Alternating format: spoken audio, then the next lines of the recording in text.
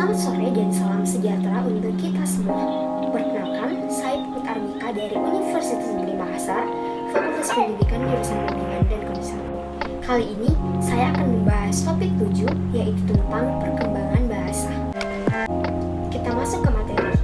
Capaian pembelajaran yang pertama, mahasiswa mampu merangkum konsep perkembangan bahasa pada peserta didik.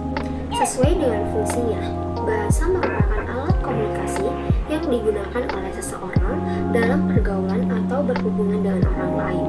Bahasa merupakan alat pergaulan. Penggunaan bahasa menjadi efektif sejak seorang individu berkomunikasi dengan orang lain. Pada perkembangan bahasanya, dimulai dengan meniru suara atau bunyi tanpa arti dan diikuti dengan ucapan satu suku kata, dua suku kata, penyusun kalimat sederhana, dan seterusnya. Dengan menggunakan bahasa inilah anak berhubungan sosial dengan tingkat perilaku sosialnya. Kemudian kita pindah ke materi yang kedua, yaitu tentang fase-fase perkembangan bahasa anak. Mr. Serleken membagi fase-fase perkembangan bahasa anak dalam 4 periode. Adapun periode-periode tersebut adalah yang pertama, periode prelingual dalam usia 0 sampai 1 tahun. Disebut dengan periode prelingual karena anak belum dapat mengucapkan bahasa ucapan seperti yang diucapkan orang dewasa, dalam arti belum mengikuti aturan-aturan bahasa yang berlaku. Periode berikutnya yaitu periode lingual dini pada usia 1 sampai 2,5 tahun. Pada periode ini, anak mulai mengucapkan perkataannya yang pertama, meskipun belum lengkap. Kemudian, yang terakhir yaitu periode diferensiasi pada usia 2,5 tahun sampai dengan 5 tahun. Yang menyolok pada periode ini ialah keterampilan anak dalam mengadakan diferensiasi dalam menggunakan kata-kata dan kalimat-kalimat. Island dan lain menjelaskan tentang profil perkembangan dan pola pertumbuhan anak, termasuk perkembangan berbicara dan berbahasa anak usia 6 sampai dengan 12 tahun, yaitu yang pertama, perkembangan berbicara dan berbahasa anak usia 6 tahun. 1. Berbicara tanpa henti, bisa digambarkan seperti mengoceh. Kemudian yang kedua yaitu perkembangan berbicara dan berbahasa anak usia 7 tahun. Yang pertama, senang bercerita, suka menulis cerita pendek, dan menceritakan dongeng hayalan. Kemudian, perkembangan yang ketiga yaitu perkembangan berbicara dan berbahasa anak usia 8 tahun. Yang pertama, senang menceritakan lelucon dan teka-teki. Perkembangan selanjutnya yaitu perkembangan berbicara dan berbahasa anak usia 9 sampai 10 tahun. Yang pertama, senang berbicara, seringkali tidak berhenti dan tanpa alasan yang jelas, kadang digunakan sebagai alat untuk mendapatkan perhatian. Kemudian, perkembangan selanjutnya yaitu perkembangan berbicara dan berbahasa anak usia 11 sampai 12 tahun.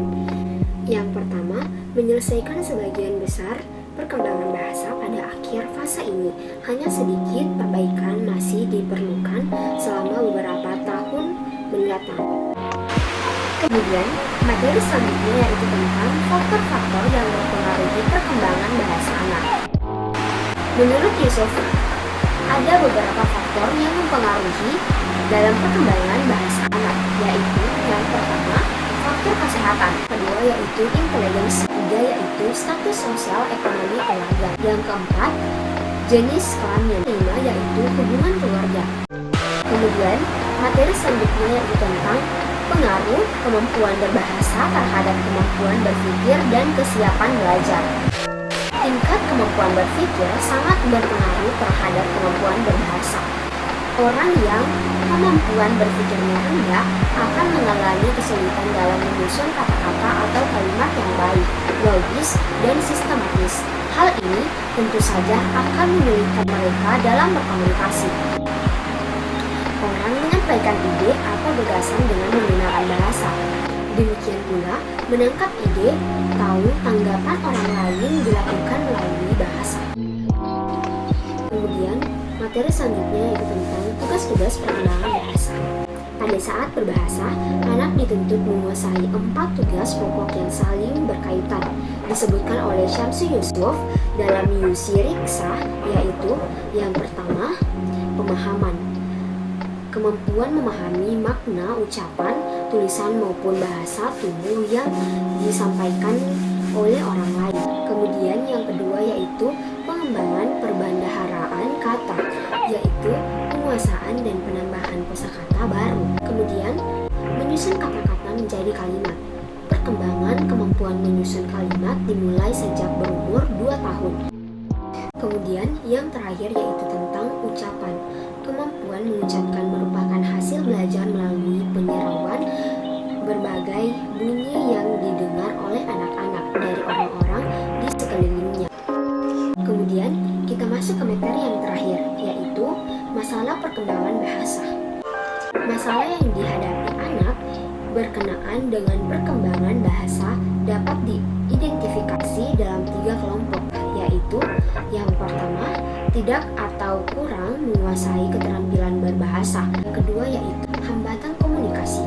Komunikasi yang dilakukan seringkali menghadapi hambatan sehingga komunikasi tidak lancar. Kemudian penggunaan bahasa kedua. Sekolah sebagai lembaga pendidikan formal menuntut anak mempergunakan bahasa Indonesia sebagai bahasa pengantar sehari-hari. Mungkin hanya itu materi yang dapat saya sampaikan. Apabila ada salah kata dari saya atau salah penulisan PowerPoint yang telah saya buat, mohon dimaafkan karena manusia tidak akan luput dari kesalahan. Terima kasih. Wabillahi taufiq wal hidayah. Wassalamualaikum warahmatullahi wabarakatuh.